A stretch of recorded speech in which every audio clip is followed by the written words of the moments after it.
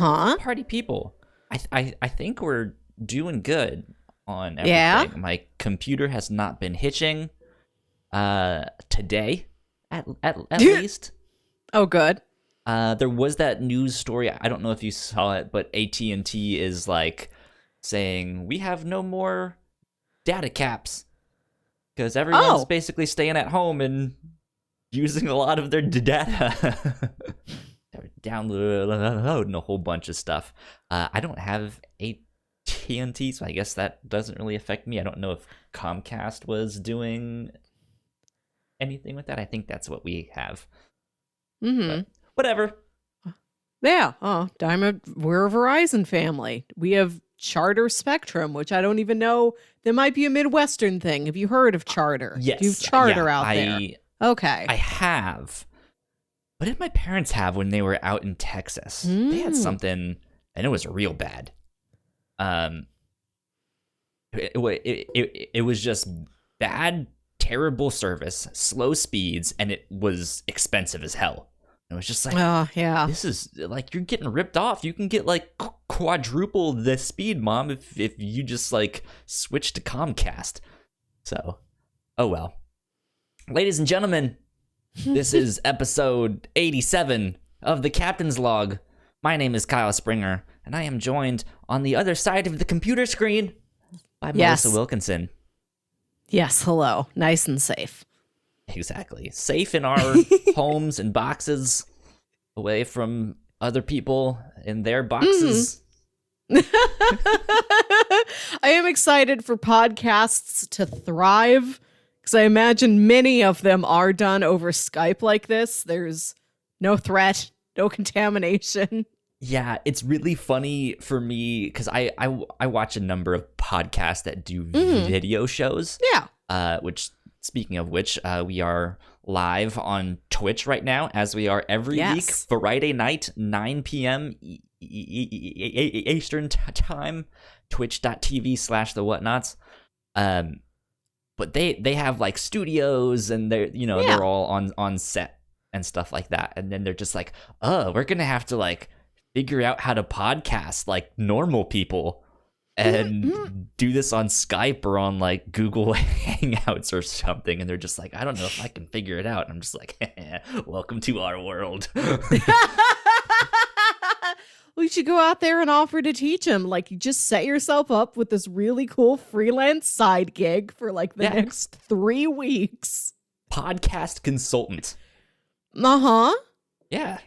Part-time podcast consultant. Here's what to do. Here's what not to do. Rule number 1 of what not to do. Don't buy a terrible computer expecting it to do great things, because then you'll end up like us. Do as I say, not as I do. Well, does your computer predate your history as a podcaster? This one, no. Well. The desktop that I use now to podcast with, I got 2-3 years ago at Black Friday. And I went from a one laptop setup. I had a MacBook for school, and then I was like, I don't really use this for school anymore. It's really only for a podcast, and I only podcast from home. Like, I can get myself a desktop and then just get myself like a cheap laptop for when I like go to work and want to put something on YouTube or something. And so that's basically what I did, but my computer was a lot less powerful than that old MacBook used to be. So it's just like, I fucked myself with this one. Oh well, here we are. Yeah. Melissa. Yeah. How are you? How's your week been? I'm doing fine. I spent all of this week baking pies for no one, to no end. Baking pies? Yes. I mean, you are a baker. That's something I expect. Yes. So every year, our office has a pie day competition. For March 14th. And it was supposed to be today, the 13th, because, it's a Friday. We can't do it on a Saturday. And I got a food processor for Christmas this year. I can make pie crust from scratch now, like really Nice. good. I wanted to win this year. So I'm like, I'm going to make a test pie and then a real pie. Like, I need a rough draft of this to make sure I'm doing it good. So, like, Monday night, I'm out at the grocery store. Tuesday night, I spent all night baking. And Wednesday night, I spent all night baking again. Yesterday, they're like, we're canceling the pie competition. Oh, man. Too many people have too many fingers in too many pies, and that can spread coronavirus. Yeah, so I just have 1.5 full apple chai spice pies in my fridge that I guess I will slowly eat away at myself. Because they said, well, it was postponed, but they, indefinitely. We have no idea when we'll be able to have communal food again. Yeah. It's like, I guess this is just food for me. Like, if I end up, like, trapped inside my house, I can't go to the grocery store. You go to the grocery store and it's like, well, you can buy baking soda or a tumbleweed. That's all we have left. Like, I'm just gonna eat pie for 3 meals a day. I went to my grocery store here in town. I had to get some odds and ends. Like, thankfully, I was not like, I need to stock up and do all of this stuff. But it was just like almost empty. It was weird. Yeah. It's like, well, thankfully, I can still buy a pizza here. Uh-huh. I don't want to go out on the weekend, so yeah. That's it's so weird. This virus is having a profound effect here in these states. It's a frustrating time to be alive because the only disasters on this scale that I'm aware of are ones from movies, like widespread national disasters. We've had geographical things, hurricanes and such that are very, very terrible in one area, but on the other side of the country, it's pretty much life is normal for you. This is like all over the place. People of all kinds are concerned. Yeah. So the only thing I can relate this to is like a big sci-fi disaster movie, like an Independence Day. Right. And what do they do on Independence Day? The president gets up there, gives a speech. Will Smith gets in his jet plane. They fight the aliens. America rolls up its sleeves, fights, and it wins. We have no heroism we can do. Like, there's nothing cool. We can't fight back. All we can do is hum a song to ourselves while we wash our hands. And it feels so lame. Yeah, I mean, the thing for me is that, like, everything is closing, and that's probably a good thing. But there's no plan beyond that. Yeah. And so it's just like to me, that's what I think is causing so much of the panic, is that everything is just shutting down and being delayed or extended, and all of that stuff, and no one knows anything beyond that. And it's just like, what is happening? And then that's when you get like, I want 5 years worth of toilet paper now. Well, we're stocked up on this. We've got a Sam's Club membership and a Costco membership in this household, so we are covered on that much at least. There you go. I think I'm going to brave going to the grocery store tomorrow, just so that I'm not stuck eating like rice with salt on it for all the meals where I'm not eating apple pie. Yeah. Like, a state of national emergency was called today, which I know... Go ahead. Okay, so a state of national emergency was called today, which I know is a tactic to, like, unlock special funding that you need. It doesn't necessarily demand, like, different behavior from the everyday American that they wouldn't already be aware of. But I'm like, well, I don't know if I've been through one of these before. I don't remember. Like, how is it going to be different? I'm like, do I go outside? Do I, like, step out on my balcony and look down and there's just now a flaming trash can and, like, a one lone tire wheel just rolling menacingly through the parking lot? Like, what happens now? What is this stage like? So I always was like, does everything still work the same? Like, can I order a pizza? If I go to Taco Bell, is Taco Bell still the same? For the most part, I would say that stuff would at least stay the same. But yeah, I think restaurants right now are hurting. Yeah. My roommate works at a restaurant, so I am interested to find out how that goes for her. She says they've adopted a super stringent cleaning program. Yep. But we'll see if that's enough. We'll see if even with the cleaning program in hand, they're going to try and stay open, but then what if nobody goes there? You know, Right. I don't think anybody's like clamoring for their noodles and company right now. I don't think anybody's like, well, I need antibacterial soap, toilet paper, and noodles. Yeah. So, so they might try and stay open, but like send her home early a bunch of times. I gotcha. Yeah, that sucks. Sucks for so many people out there who are just in situations like that, or are in like part-time or contracted work that's just being canceled. It's just like, well, sorry. You know, so yeah, this is something I guess nobody like had prepared for. Like, oh, what if everything shuts down? Everything's canceled. We all are. Nobody has that rainy day fund ready. Yeah. So, oh well.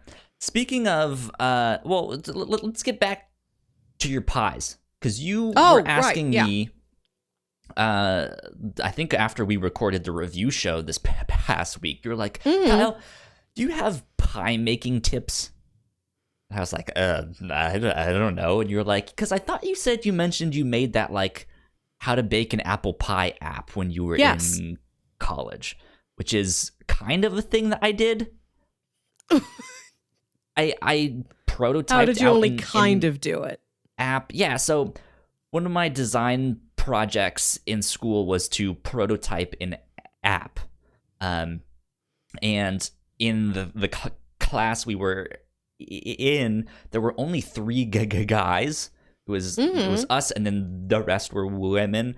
And we were like, hey, what if we group up and like do the most like stereotypical or like the most like traditionally thought of as like a feminine thing, right? It's like, let's make a cooking app. Like let's make a baking app. And we're like, yeah, let's do it. This is awesome. And so yeah, we just made this app that was like a make your own apple pie recipe. So you chose you chose 2 kinds of apples. You chose your like butter / fattening thing. You chose your type of sweetener and your type of crust, and then it like formulated this recipe of like, here's how you can make it. There you go. Yeah. Oh. Did you have to do a lot of like testing for this, or did you just dump a couple recipes into like a predictive text deal? I mean, it wasn't really predictive text. We had to enter it all in ourselves and stuff like that. So we did have to come up with the recipes and see like, okay, these apples work, these ones don't. These ones work well with these ones, and we had to give recommendations based off that. But that's all stuff we could just like Google search. It's like, hey, if you use Pink Lady apples, they go well with, as I did, Honey Crisp or something, you know.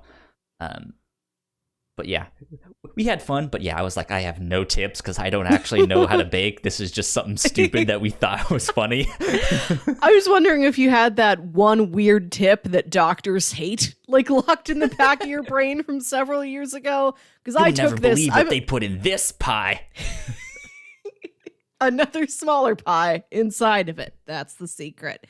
Like, I take my baking very seriously, and I'm pretty good at it, but I'm not very experienced with pies. So, like, I need every tip on my side possible. This is why I made 2. I made an earlier test batch of crust. I've made 3 crusts over the last week. My body's mostly crust. I am a crust of a human being. I'm only a shell. Yeah. So you've been making a bunch of these pies. your work canceled the annual pie making competition. So, and like, I don't know when it's going to be, so I don't want to, like, what if I wrap it all up and freeze it, and then it's like, well, guys, it's June. Are we going to have that pie competition again? Like, I'm just going to eat it. And then I'm just going to make a new, different pie for when the contest rolls around. Can you freeze an apple pie after it's been made and then just, like, save it for a month? And then be like, okay. You can freeze most things. I mean, you can. Captain's America, others. Right? But, like... Right, Captain America can be frozen, and apple pie can be frozen. They're the same. They're both American. You can also freeze a bald eagle and a firework. No, but like, is the pie still good? Will it taste the same? Like, yeah, have you experimented with that? I mean, what if you show up with a frozen apple pie? Be like, new pie. I made it. New recipe right here. Frozen apple pie. You've heard of hot apple pie. You've heard of maybe lukewarm apple pie. But like frozen apple pie. It offers you the delicious taste of frost that everyone's been clamoring for. Yeah. We all love apple frost. Pie. I don't know. I'm going to make... This was so much work, and I'm glad I did it because I wanted the experience, and I did make a pretty good-looking pie. I'm going to make a banana cream next time. I've made banana cream before. I know I'm good at it. And that graham cracker crust is going to be so much easier than rolling out a flour and butter pastry crust. There you go. I only know how to make one pie off the top of my head because it's a recipe that I just kind of threw together, but it works. Okay. And so I was just like, "Oh, this is good. I'll like I made it one year for Thanksgiving, I think, with my family, and then now every year my mom is like, "Oh, are you gonna make that pie again?" And I'm always just like, "No one eats it but me, and I'm only gonna be there for 2 weeks, and it's a lot of pie." What is it? It's in Oreo pie. Oh yeah. And so but it's a frozen one. So it's which was I get the irony of me just talking about a frozen apple pie. But yeah, you can just get a store-bought Oreo crust, get a thing of Oreo pudding, get a pack of Oreos, get a tub of Cool Whip, make the Oreo pudding, which I think you just need milk for and the powder stuff, and then you can crush up some more Oreos and put those in the pudding, mix in half of the tub of Cool Whip, and then put that in the pie crust, and then sprinkle more Oreo crumbs on top. Freeze it overnight, and then when you serve each slice, which it's a bitch to cut because it's frozen, but once you can make that happen. Hold on. What kind sauce. of... I don't understand the consistency of this, where it's very hard to cut into, but you deem it also appropriate to eat at that time? But, you probably have to take it out of the freezer and let it sit for half an hour. I don't know. Just enough so, like, the knife can actually cut it and stuff. But the consistency is it's heavy, but it's light at the same time. The Cool Whip, like, crystallizes and stuff and keeps it light. That's what, like, fills it out. Or it might be the pudding that crystallizes, since that's the one that's usually not in the freezer section. But yeah, it makes this, like, crystalline filling. Okay. It's so good. I like it. but it's very rich and it's very heavy. So I've made it for like one or two other things, and they're like, "Oh man, this is so much." And I'm just sitting there like, "But it's so good." I'm with you. Like when I get up the grocery store, if they're not only selling baking soda and tumbleweeds, like I want me some ice cream. I'm not eating all of this pie with no ice cream. It's kind of like an ice cream pie, but the ice cream is more solid than what you normally think of as like ice cream, or like an ice cream cake. I don't know. It's hard to explain, but it's good. Yeah. So that's the only pie that I know how to make. That sounds good. It is good. It is good. But yeah, so what is the plan then with all of this pie? Are you like, do you have an Etsy store now? Are you like trading it for toilet paper on the black market or something? I will eat some of it and then I will give the rest to my mom to save.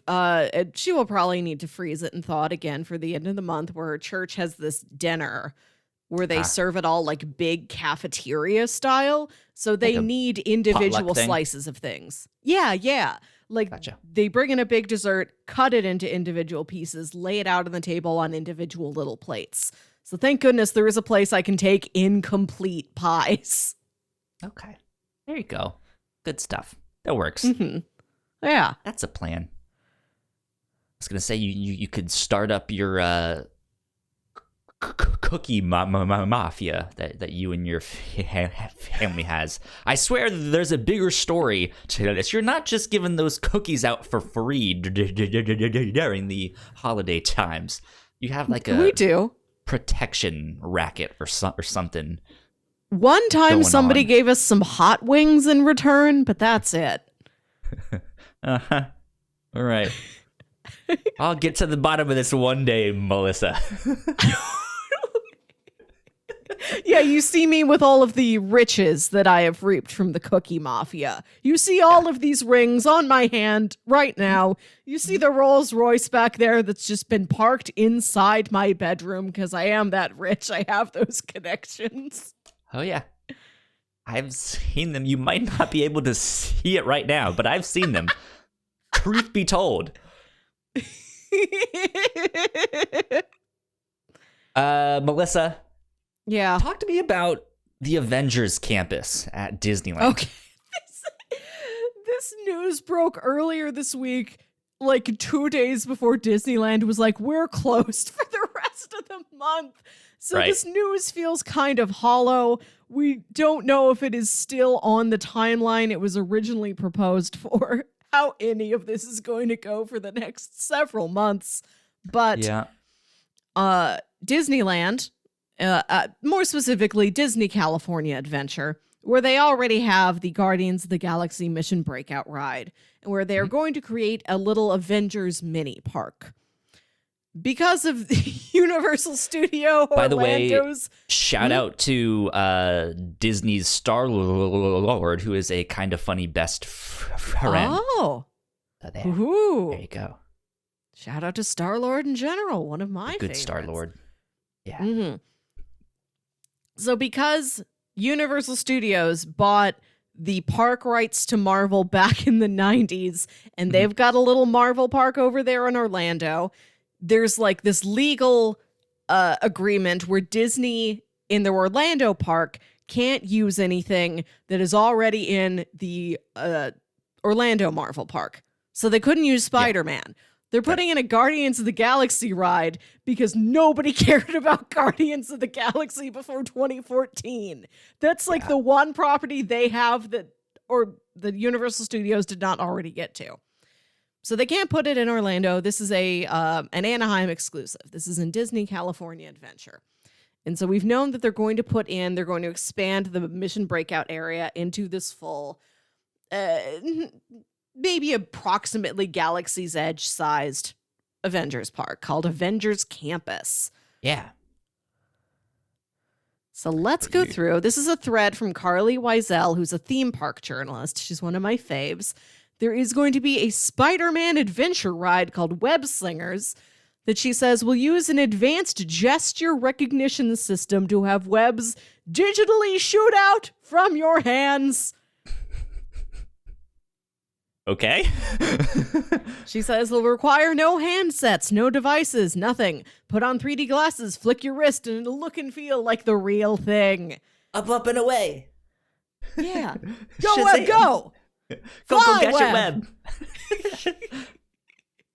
That's all I can think of with that one. Just shout a bunch of Maguire quotes at Holland. Yeah, exactly. Mm-hmm. Why is my computer being stupid right now? It's What not. is it doing? I'm trying to copy the URL that you have in the document and paste it in Google, but it just turns into the Tick Season 1, the review show, episode 79. It's the tweet that we have. And I'm hitting the button that says copy link in Google Documents and then pasting that directly into Google, and it's our tweet from the review show last week. What the hell? Computer hates me. This is just continue. an ad for all of you. Go listen to or watch our Tick episode. Yeah. Mm-hmm. So we're going to get the Spider-Man ride. We are going to get cute. So there's all these little spider bots. Those are the enemies in the ride. That's going to be a toy. Of course it is. Little remote control guy. You can pilot around. I have a This is very tattoo of an original design spider tracer on the back of my arm because Spider-Man is my favorite character. And it just looks like a fat spider. Ah. I gotta say, I have wondered this about you because I only know you from one angle. like 2 years of friendship. I don't know what I've never seen you from the back. Melissa's sitting there like, turn around. No, so you've got these tattoos. You've got one on your arm and one on your wrist and one on your chest. And I've wondered, are there more there? Because I can't just stop and ask you, but I have wondered. I mean, you can. What? I don't care. I want to know what all of them are. So real fast, and then we'll get back to talking about the parks. I have the one on my wrist. I have one on my collarbone. I have two on my ribs. And then I have two on my arm here. I have one that's like a big design here, and then the spider tracer, which is on the back of my arm. You've doubled the amount that I thought you had. If I had more money, I would have sleeves and my legs would be covered and stuff like that. So I would have a lot more one day. Fascinating. So. Okay. So there's going to be a little spider bot toy that you can get here in the park. That's their merchandise lead, I guess, like your lightsabers or your little the childs that you can carry around now. One of the things they're going to have in this park, which is very intriguing, is a Doctor Strange sanctum. It's an outdoor sanctum. It looks like it's like the ruins of an old one in a garden or something. Cool. Right. It says Doctor Strange will help guests channel the mystic arts within an outdoor sanctum. Be like, yes, Mr. Strange, or excuse me, Dr. Strange. I'd like to see. He didn't go to 8 years of Strange school for nothing. Right. Well, yeah, but then this has been debated wildly. Is it Leviosa or Leviosa?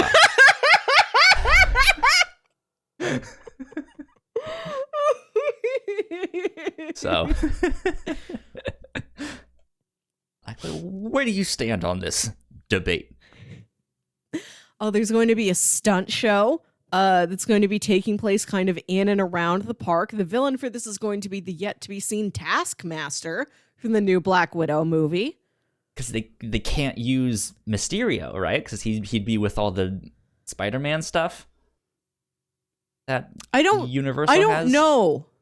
Mysterio I don't know would be perfect for that, because that's what he is. Like, he's a failed Hollywood like stunt and special effects man. So to have him be out there and that stuff would be perfect. I don't know. Taskmaster is good too. Yeah, I don't. We'll have to find out. We don't know the narrative of Taskmaster yet, so we're gonna find out. Why is it you specifically that gets to be in this park? There's going to be a Wakandan training experience with Okoye and the Dora Milaje. Good. And then here's the list of all of the walk-around characters we're going to get.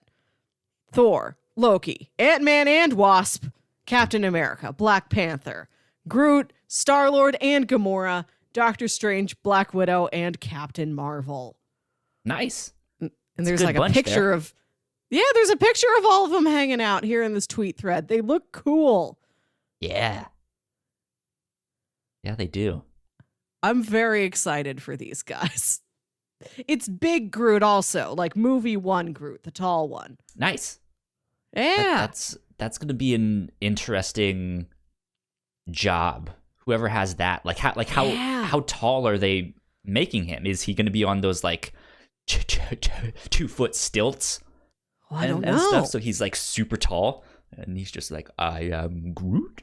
I don't know. It's exciting. And then this is something we've already heard about, but I'm very excited just to have more knowledge on it, which is their restaurant for this area is the Pym Test Kitchen, which is all food that's the wrong size. Amazing. I'm so excited for incorrectly sized food. Like, it's like, yeah, I'll have the cheeseburger, and then it comes and it's like 30 bite size, like little cheeseburgers. There is a soft pretzel here that looks like it's about as big as a large steering French wheel. Fry. What if it was like What if it was one fry? It's like the size 30? of a French baguette. Yeah. See, this is gold. 30 like bite-sized cheeseburgers, and then it's just like a giant French fry. It's just like that big. So big. They're gonna cook it in a meatloaf pan. It's potato loaf. That's wild. Yeah, so that's the news on Avengers Campus. Supposed to open this summer, but we're going to see how that heckin' goes. Because the Disney parks are all going to be closed for a while. The fact I learned is that in the 90s, when Disney started opening their international parks, Tokyo, Hong Kong, Paris, all happened around that time. And then later they added Shanghai. So right now there's 6 Disney parks across the globe. Because of the way the time zones line up, there has been constantly playing for like the last 20 or 30 years. It's a Small World is playing somewhere. That song is always playing globe-wide. It has been. And this will be the first time in our lifetime, maybe, that it isn't. Oh, wow. But our world is small, and I don't want us to forget about that. That's kind of a creepy thing to think about, though, that, like, somewhere out there, a small world is playing. Mm-hmm. And then you just see these, like, creepy dolls. It's a small world after all. It is. Like, we gotta remember, that's how this whole thing started. The world is small, and we're all close together. And, like, germs can travel, but you know what can also travel? Love. Yeah. Yeah. Speaking of all of that stuff, I saw this headline today. This was just... It's something you don't think about, and then someone says it, and then it's just like... Yeah. I mean, yeah, that makes sense. Apparently, the mayor of Bugliano, Italy, has banned orgies and gangbangs. Now I'm going to need you to... Because of the coronavirus. Is that the mayor's wording on that? I'm pretty sure, yeah. I saw the like the tweet or the document, and it was in Italian. So I couldn't read the whole thing, but I read the translated one.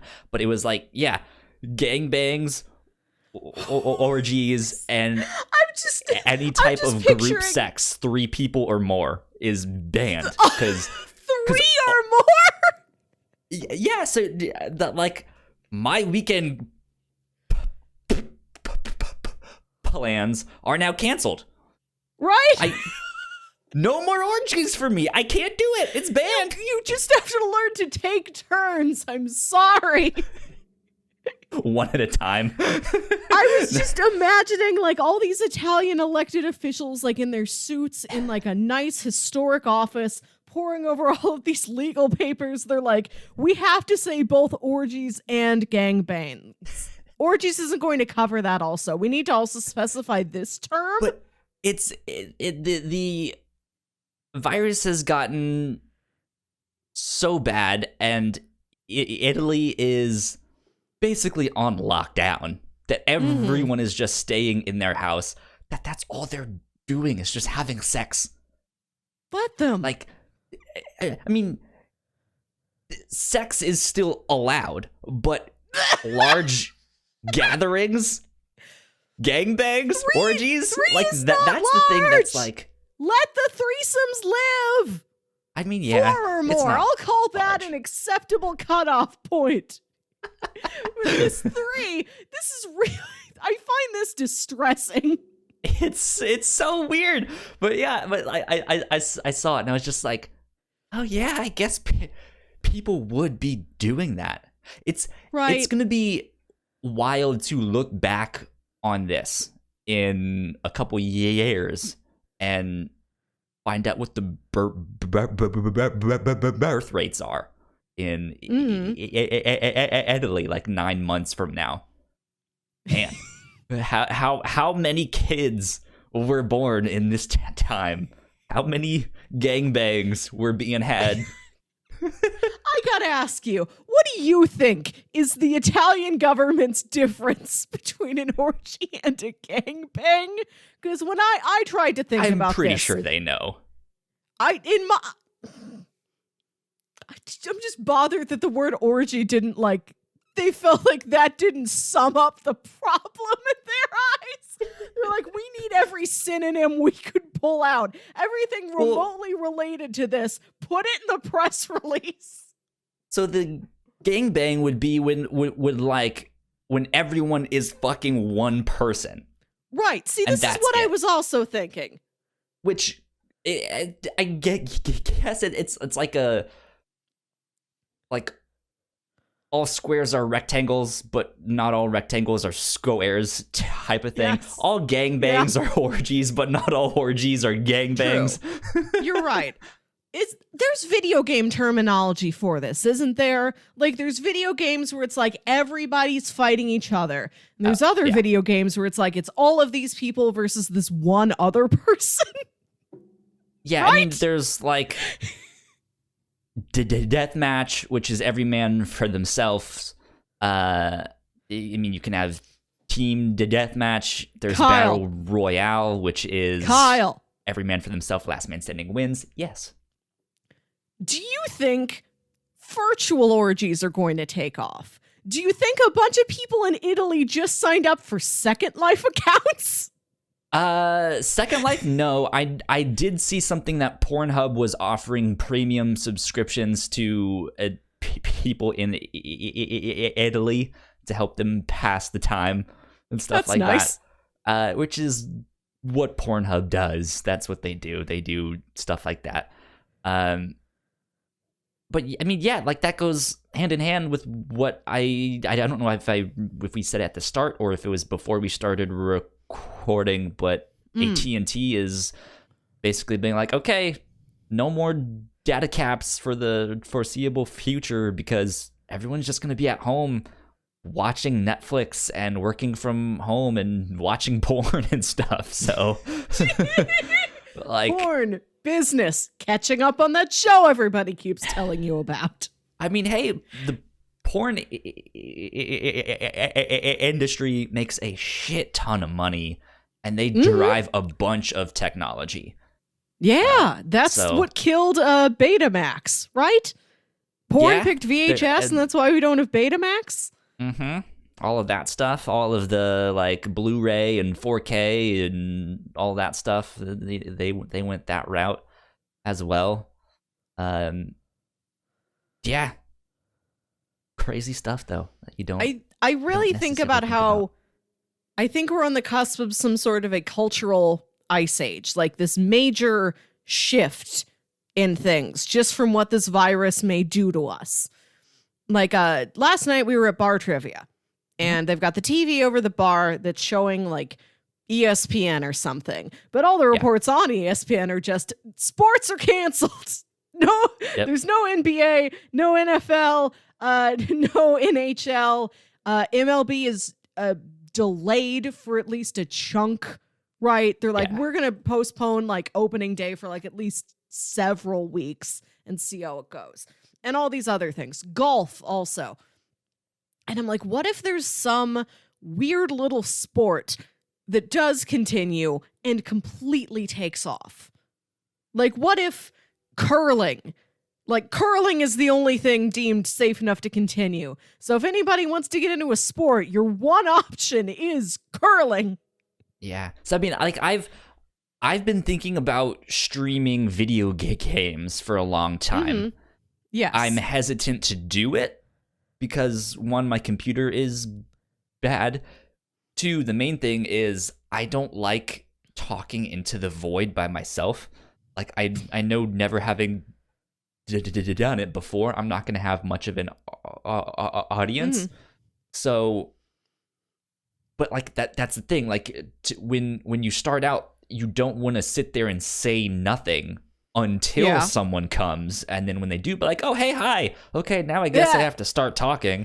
No, like you want to get yourself in the habit of just talking anyways. And I don't like that. Like I can't really podcast by myself. Like I need someone like you to be like, hey, did you hear about Italy? They're banning gangbangs.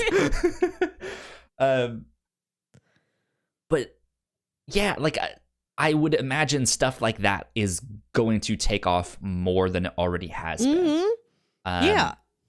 I think just our infrastructure with the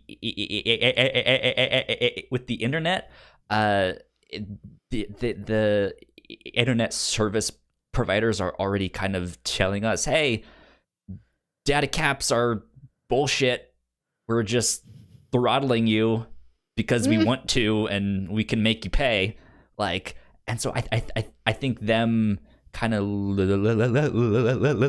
loosening the floodgates on that, so to speak, will be like, wait, you mean we could have been getting faster internet? Like, this is just something you have access to and you've not been giving it to us? Like, what the hell, guys? Because that's the whole big thing with like Google Stadia or these technologies that are like, hey, you can stream video games, is a lot of people don't have access to that kind of internet. And even if they do have the fastest one that their service provides, they often have a data cap, and video games is gonna eat up all of that real fast. Like, this is not like watching something on Netflix. This is that like times 10. This will go by fast. So yeah, that and just working from home, companies will figure out how to make that happen, and I think we're going to see more of that. I don't know. But yeah, things are changing. Another thing I've been wondering about, because we've had a lot of film delays. Yeah. James Bond, I think, was the first to the cusp of these, and you put several more of them in our Discord. New Mutants has been delayed like 4 times. This movie, I think, has been complete for like the last year and a half. Like, it's in the can. I feel so bad for it. Yeah, that poor film, man. I'm I want to see it so bad. But yeah, there were 3 Disney films. It was New Mutants, Antlers, which I've never heard of. It's a and horror Mulan. movie.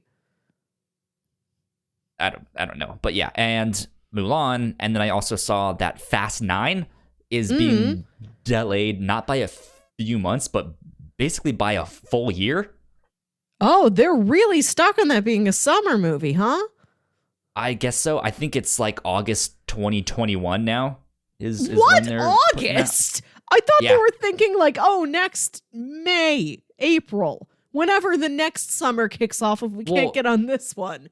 But August. When was it originally supposed to come out? Let's see. Oh. F9 original release date. It autofilled. We need to compare now. So it was supposed to be May 22nd, 2020. They've pushed it back to April 2nd, 2021. Okay. So yeah, that's sensible. August, but August is wild. So I've been wondering if this continues to happen, but not to such a severe degree that we start seeing theaters close. Like I've been picturing this scenario where like a lot of big blockbusters are delayed, but some smaller films continue on as normal. Theaters are still open for a couple smaller films.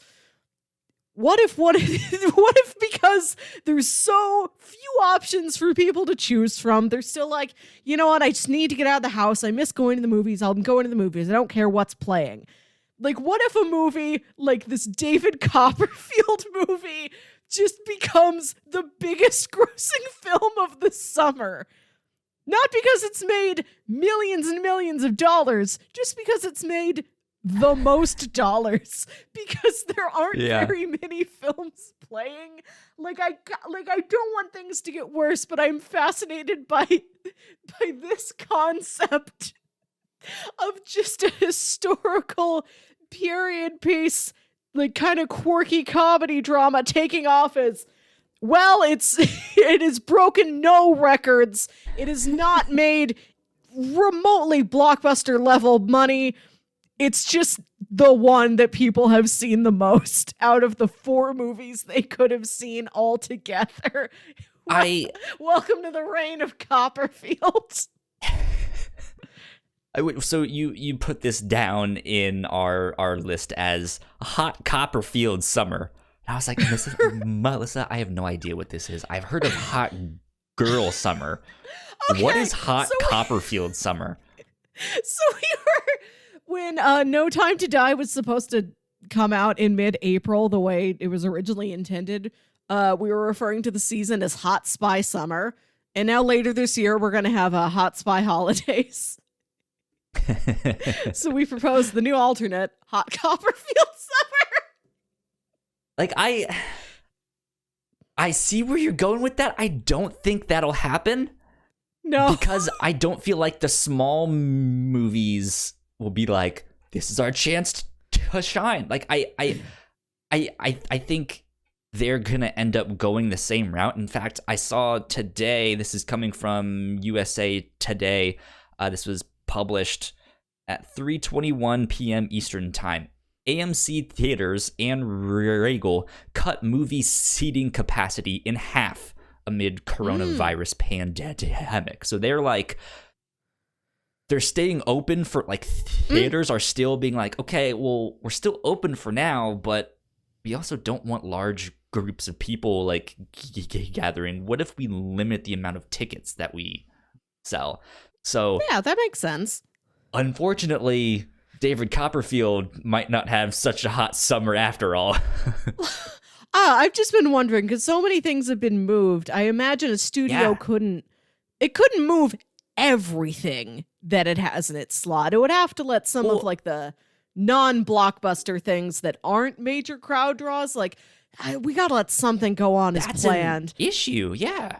Like, I think I put in our Discord, like, I was wondering if some of these smaller movies will end up being pulled and then just being like, hey, can we release this on Netflix? Yeah. And stuff like that. Like, I can see that happening. I don't know if it will. I don't have one in mind or something. But like, what if Disney is just like they do that Spider-Man like, hey, but not in a like flirty way, but it's just like, yeah, New Mutants. Hey, yeah, you're not gonna get to release in theaters.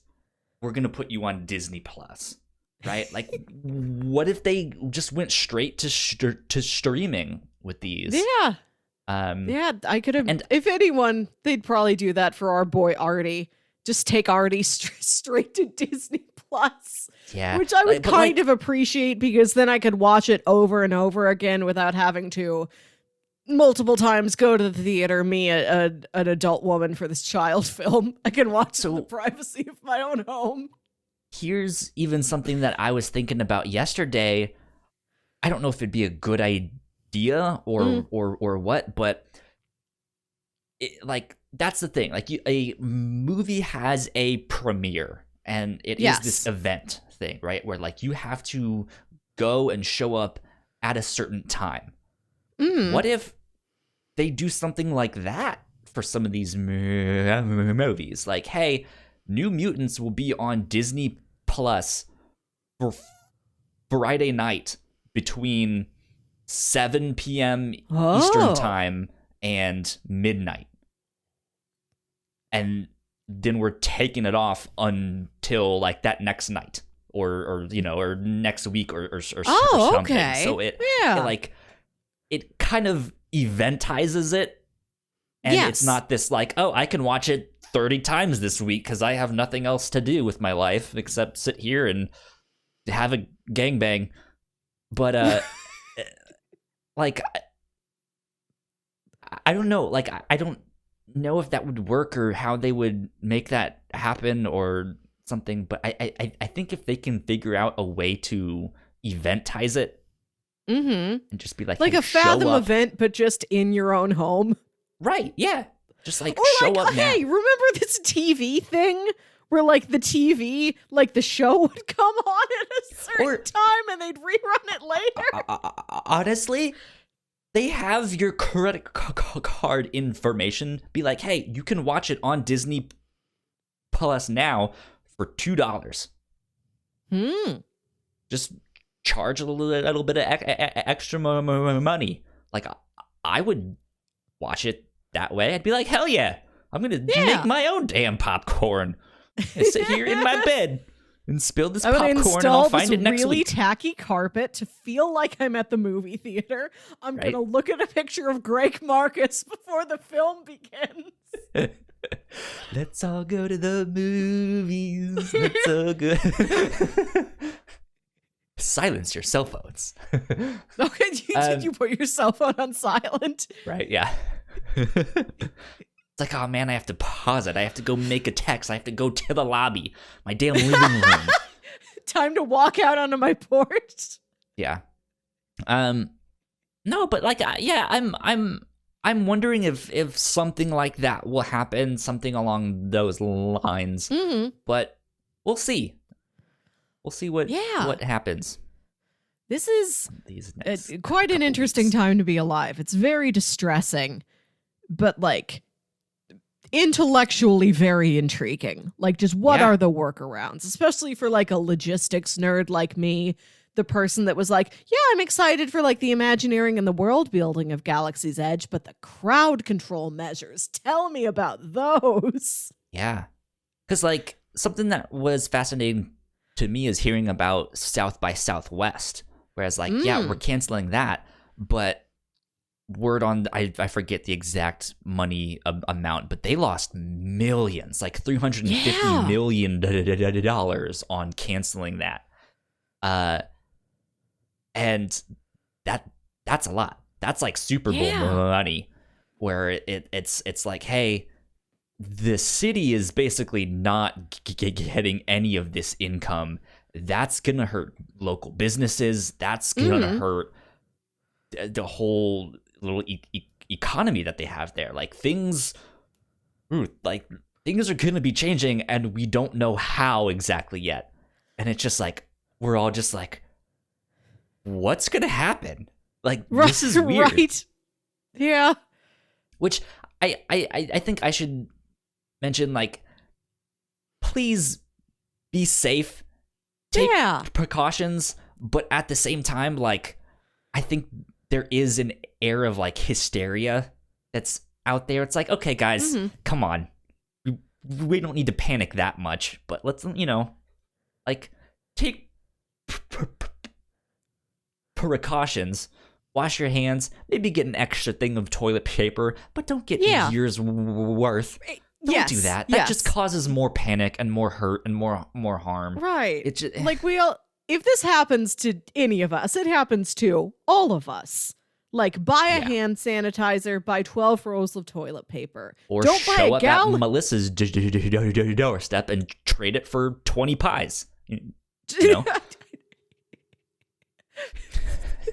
I just have all the snacks. I'm just going to drive around, delivering the snacks. Just hand it. What you want? Cherry, apple, chocolate? I got lemon meringue. I got This is something I've also wondered about. Like, there is disease concerns, but if you go into your own car and drive around, there's nothing new happening to you. So this is a hobby I enjoy in my free time, and I'm happy to know I'll still be able to do it, to just hop in my car, pick out a nice podcast, and just drive around. Look at neighborhoods. Look at the beautiful houses of my metropolitan area. Maybe something like that will take off because people are like, well, there's only my own germs in my own car, so I'm safe there. Yeah. I mean, I could see something. So I should also say I'm not super educated on exactly how all of the virus spreads, if it has to be physical contact or if it's airborne loosely somehow, some way. Because if it is, theoretically, it could still get inside your vents or something, So I don't know, but yeah, something like that. They're just like, what if we just go for a drive?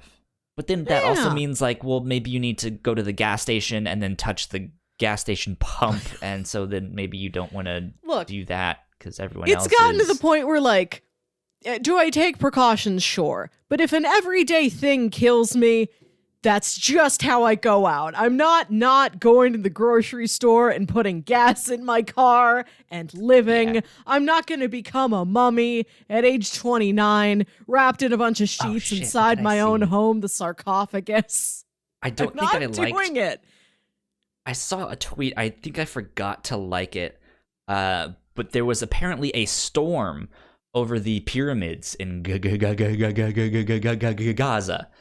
And Giza? Giza, yeah, something.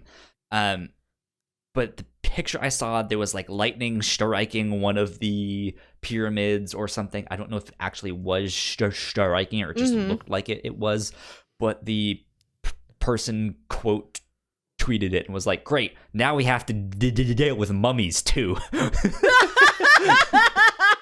Because there's just like this storm and this lightning strike right on this big pyramid. It's just like, oh no, now mummies. Mummies alive. What if mummies are the cure? Just mummy dust. Remember that that thing? I don't know how long ago it was, 5 or 6 years ago, where they opened that sarcophagus and there was just that black goo inside of it, and the internet was just like, drink it, do it. I think that's an episode of X-Files. I don't know if I remember this really happening or not. This was the thing. Let me see if I can find it. Okay, here. Google black goo sarcophagus for me, please. Yeah, black goo sarcophagus. It auto-filled. The name of my metal band. We are Black Goo Sarcophagus. We're playing you a song.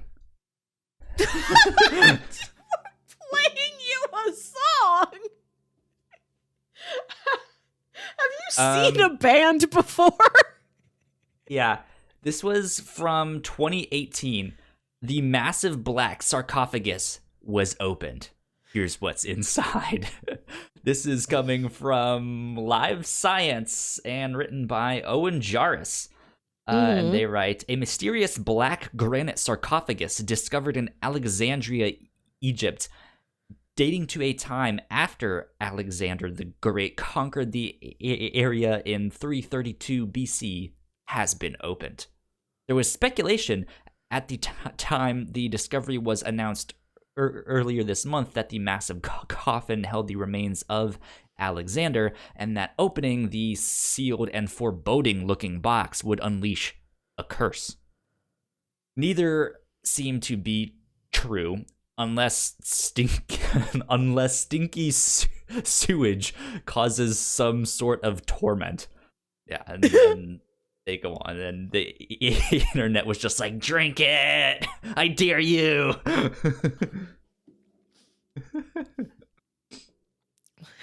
Hell stuff. People are dumb, man. I feel like there was a tale of some shipwreck being found that had been shipwrecked for like a century or so. And there was like a sealed bottle of wine that they found in the shipwreck. And some scientist was like, well, here I go for science, and drank the wine. Was like, it tastes kind of vinegary now, but like as the days went on, he's like, well, I'm still alive, so science! I did it! Yeah. Let's see. See if I can find this TV show. You just reminded me of something. Yes. I think I've mentioned Josh McCouga. Here we go. On the podcast once or twice before, in passing. He has been for the longest time campaigning to be the next host of Jeopardy.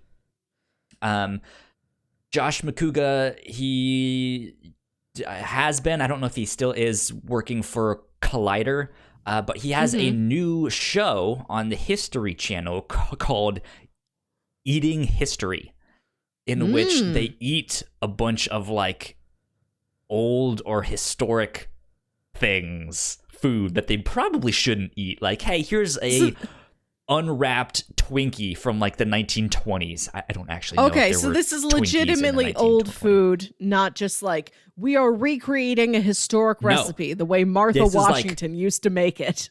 This is like, we found a military ration in a bunker from World War One. Here, let's eat this thing. Here's a can of beans from the 1860s. I don't know if they had canneries back then, but like, saw Lincoln live. Yeah, let's eat the beans. But that's the whole show. So this is coming from Collider.com. It says, exclusive trailer for new History Channel series Eating History, starring Josh McCouga. We at Collider are happy to exclusively debut the trailer for the new History Channel series Eating History. The unscripted series finds vintage food expert Old Smoky teaming up with collector Josh McCouga to eat the oldest, most nostalgic and shocking foods to have survived history. And that was written by Adam Chitwood back in January of this year. Yeah. They're just gonna like eat a bunch of weird stuff. Speaking of his the last thing I was gonna say is I've heard him on an interview since then and him being like, yeah, man, there were a couple nights there that were real rough. Oof. Dangerous. Speaking of things, historic artifacts sealed in their packages. I think we were talking about this last week, that I have a string of Christmas lights in my apartment. Yes. Yeah. And half of them burnt out. And I'm like, where am I going to get new Christmas lights in the middle of March? What I ended up doing is just raiding my parents' basement for their old lights that they weren't using. That works. Like, this should at least get me to like mid-October when I can shop for lights again within a store. So I'm digging around down there for like old holiday and party stuff. And I find 2 packages. One is open, but one is completely sealed, of party noisemakers, like the little whistly part that you blow, and then it's like the paper coil. Yep, those things. themed for Star Wars Episode 1, The Phantom Menace. Nice. So, since, when was that? 1999? Since 1999, there have been one completely sealed package of 8 and one partially opened package of 4 Star Wars Episode 1, The Phantom Menace noisemakers in my parents' basement. Nobody has touched these. I was also telling you that we found a hard drive from the same era, a year 2000 compatible, like 4 gigabyte hard drive in the back of their linen closet, still in the packaging with the CompUSA receipt. Amazing. So good. Like, I'm happy to find these things, but I'm like, you have to stop.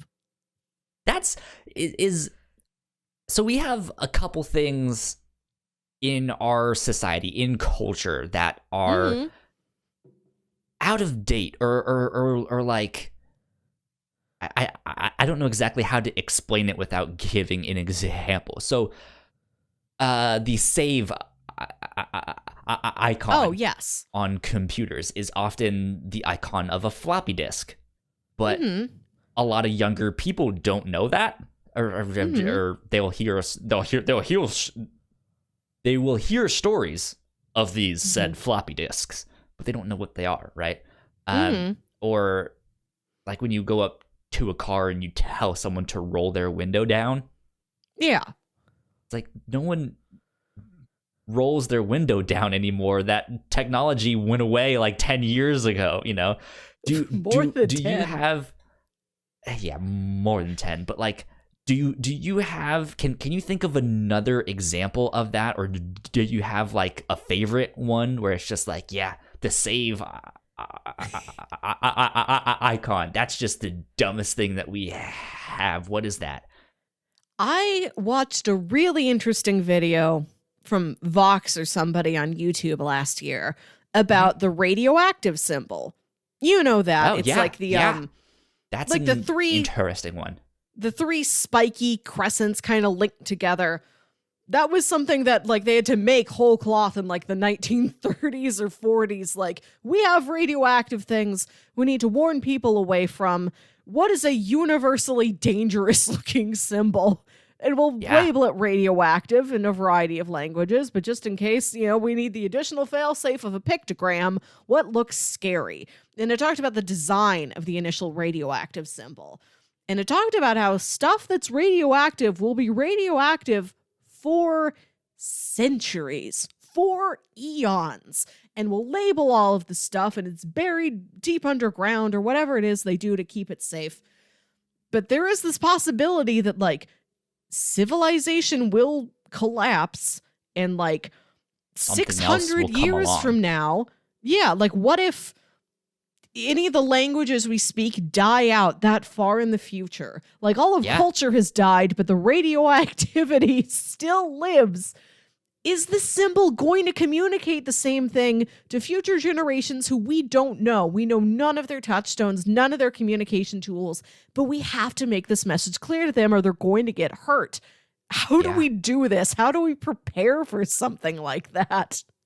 It's an interesting conundrum. I remember when I was in college, in one of my graphic design classes, we're studying like symbols and icons and how to make good logos and stuff like that. And one of the things we always had to learn about was like designing icons for the Olympics.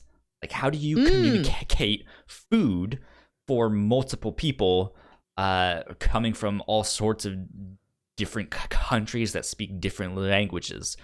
Because Americans might understand what a cheeseburger is, but maybe someone else might not, where they just don't have cheeseburgers there, right? Or like, how do you communicate like a cup of coffee or drinks? Like, do you communicate smoke on that, or is it just a cup, or is the cup enough to be like that there's food here, right?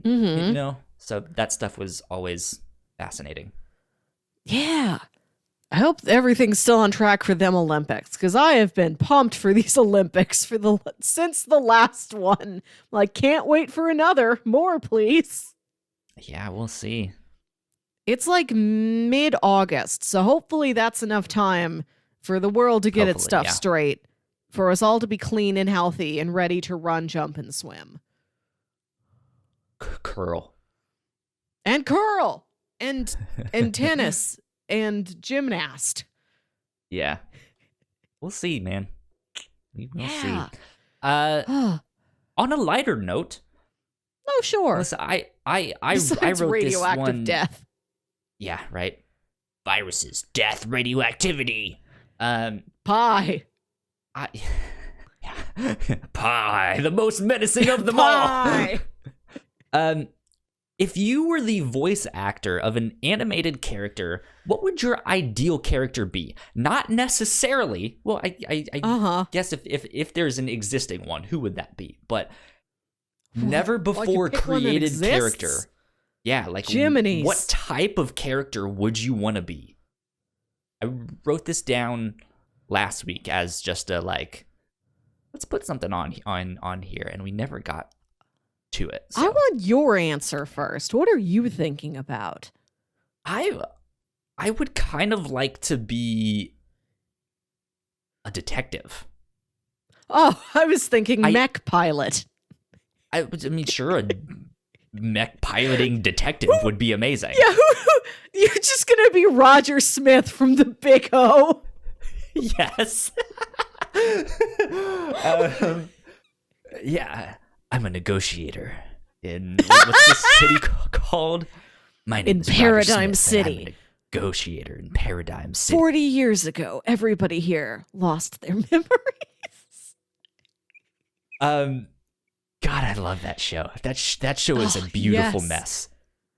Ooh. But no, I just randomly thought of this because I saw a tweet of a couple different voice actors posting clips of like, oh man, I really loved being in this show, or here I am practicing on something else, you know.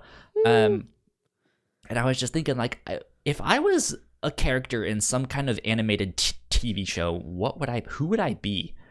Would I be a background character, just some like knockoff scientist that gets blown up or something, or I don't know. I want to be a townsperson. Mm-hmm. Like, think about Gravity Falls. Sure. I want to be like Lazy Susan. I want to be on that level. Just recurring townsperson, please. Is that what they refer to you as? To you, just like, oh, hey, it's Lazy Susan. But like that is the joke of just like, she is this like rotating cast of like. No, that was the lady's name. That waitress at the diner who had the lazy eye. That was her character's name. Oh, see, I'm thinking of a That's Lazy Susan on a like table that like spins. No. And you said rotating cast member, so I was just like, that makes sense. Smart, right? Maybe Alex Hirsch also thought of this. No, I just want to be just townsperson, just popping in and out. Maybe I'll be panicked. Maybe I'll be frantic. Maybe I'll be charming. Maybe I'll be angry. Maybe I'll have a torch. I want to have all the emotions townsperson could have. Yeah. Have you seen Steven Universe? Yes. So I think I would want to be a character like Sour Cream or something, where he shows up every now and then.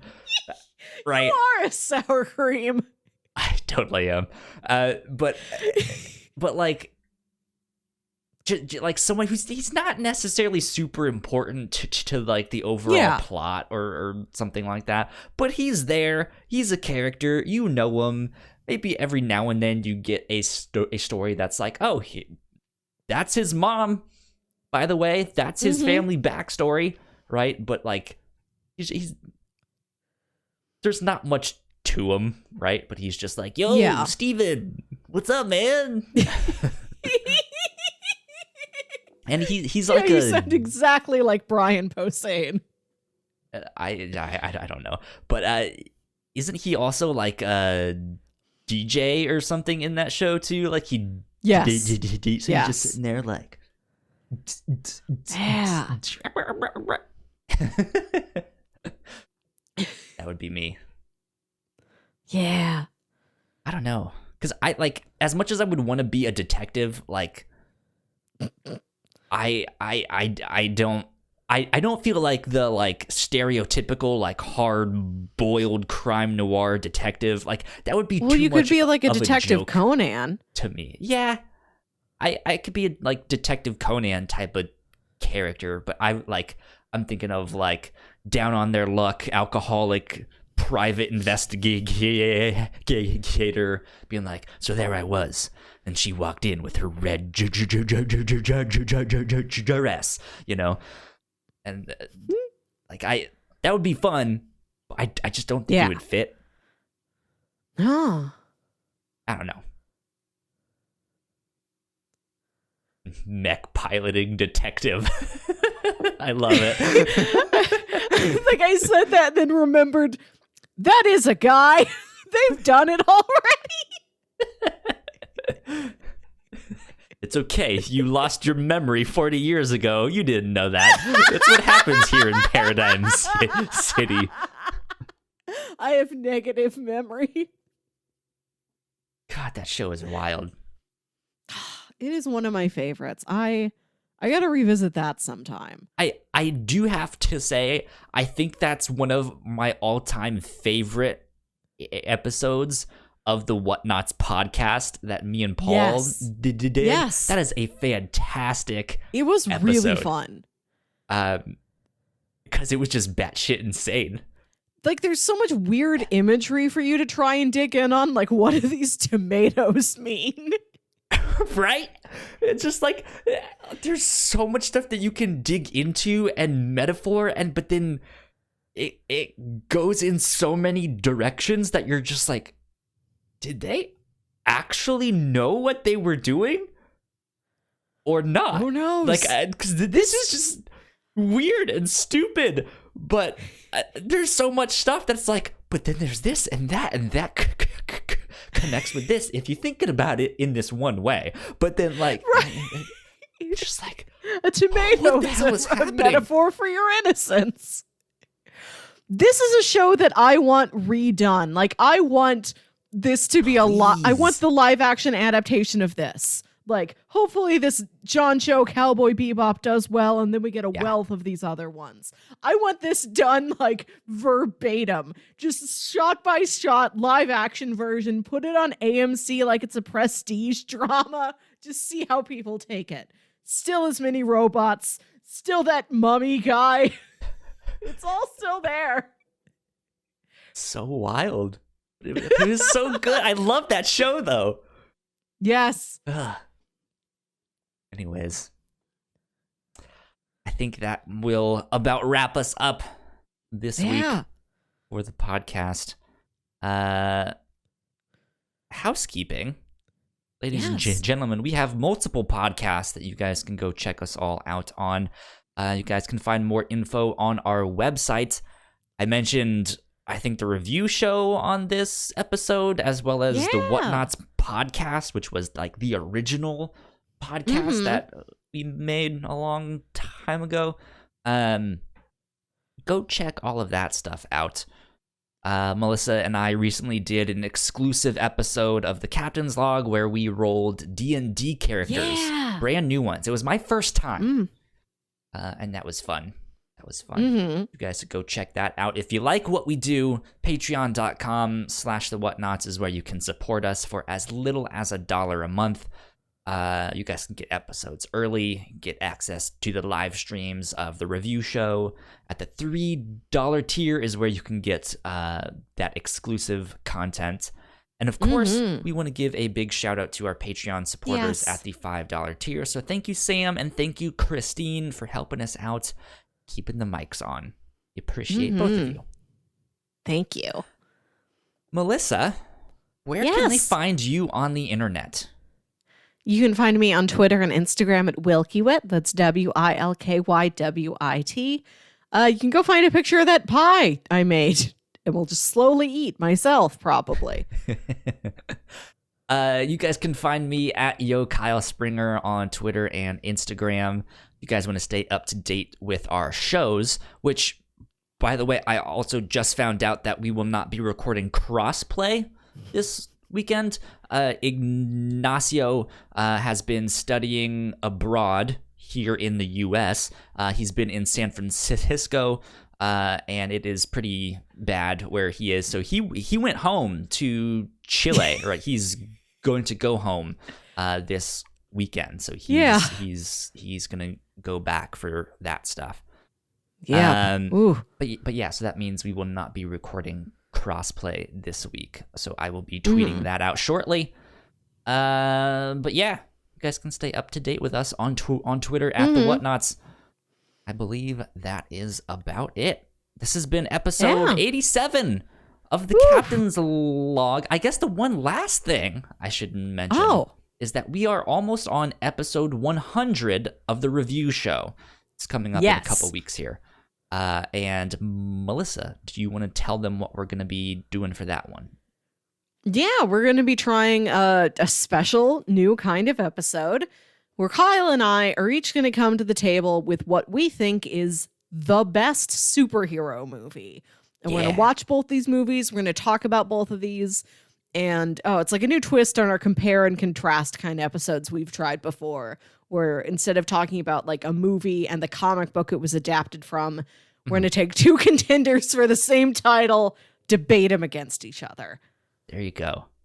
Yeah. That sounds fun. I will have my pick all picked out and then picked out.